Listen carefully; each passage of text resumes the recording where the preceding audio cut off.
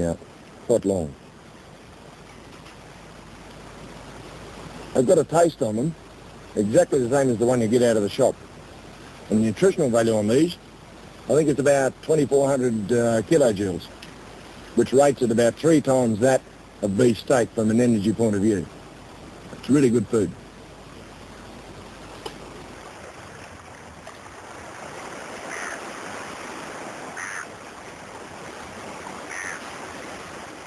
Of course, on the coastal fringe, the best place to find food is down by the water. Things like oysters and shellfish, and if you're lucky, there might even be the odd coconut lying around. But it wasn't always like that. In fact, the coconut trees weren't even here in Bligh and Kennedy's day.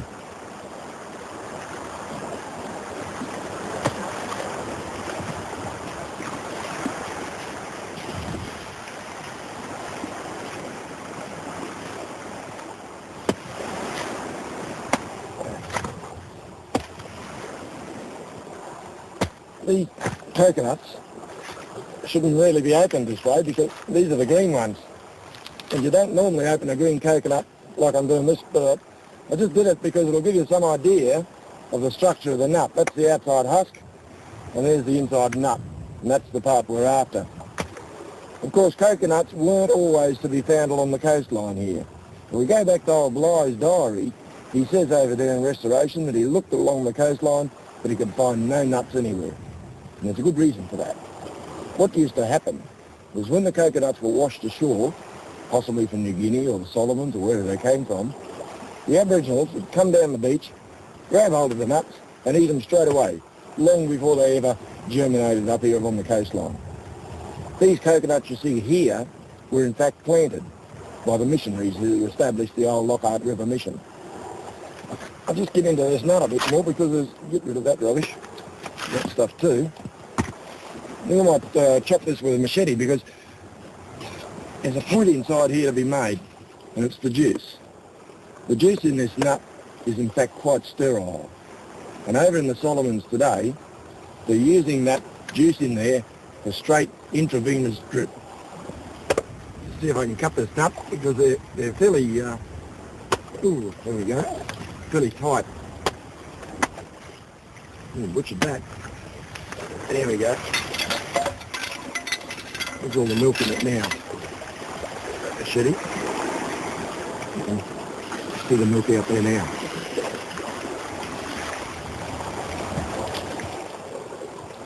Delightful stuff.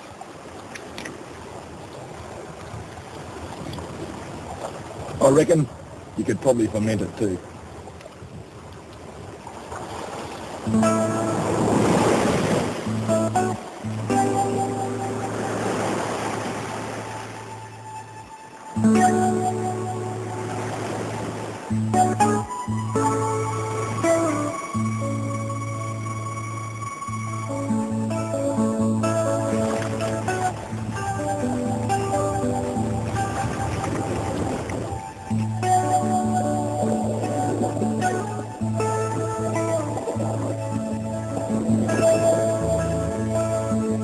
The obvious thing to eat here is the seafood.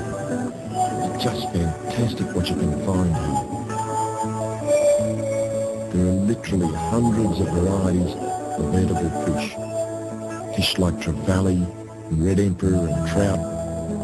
And what I think is the best prize of all, crayfish.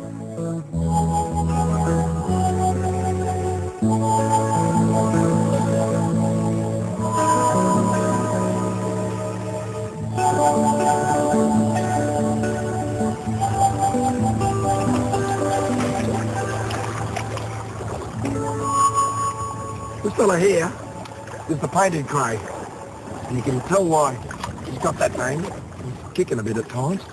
All that bright blue colour on the back, tremendous. And this is the tail here. This has got all the meat in it. I'll just show you underneath. Oh, careful. There's the meat there. You can see it across the abdomen.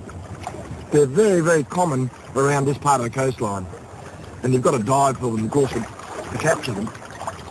The problem is, of course, that when you capture them, they kick and squeal literally, because of these feelers here. And that squeal attracts the sharks.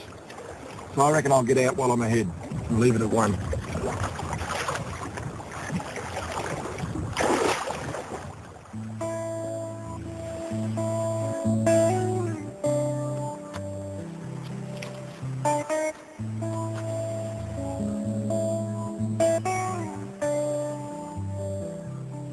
The one thing I've learned over all the years that I've been doing this work is that you've got to roll with the country.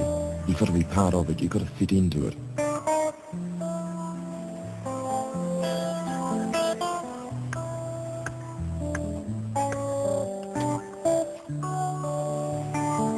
Early exploration in Australia was one of almost a military campaign. The individuals took on the exploration with an aggression, an arrogance. You can see that by the equipment they took and their approach to going across the land. It was one of going out campaigning and conquering. There's no way you can conquer this country. You've got to fit in with it.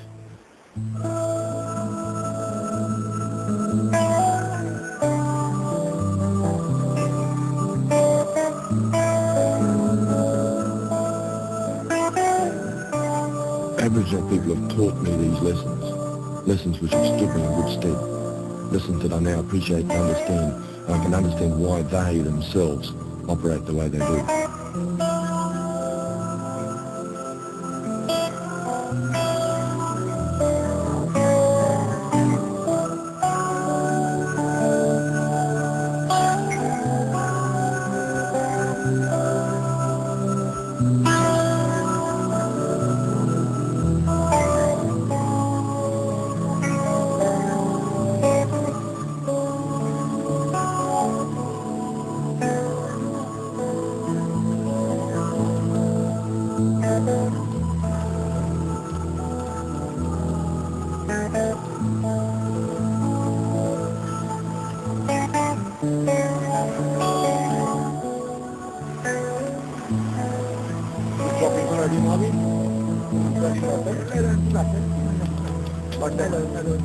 Or other way? That way? That looks pretty good. We'll give him 5 or 6, 10 minutes maybe. Pull him out and eat him, eh? Yeah, all right. We're going to get a little bit longer than that one. Okay. When Bligh was over here on Restoration Island, of course, he didn't realise that these blacklip oysters, which he laboured over on the rocks, and I did the other day as well, could be opened in a very, very easy manner. And that's simply by putting them on the hot coals of the fire, just like that. In a survival situation, which is what Bligh was in at the time, the expenditure of energy is extremely important. By putting on the hot coals like that, the heat makes the oyster open right up within a couple of minutes. Thereby, you are saving energy. And that, of course, is very important when you're trying to survive.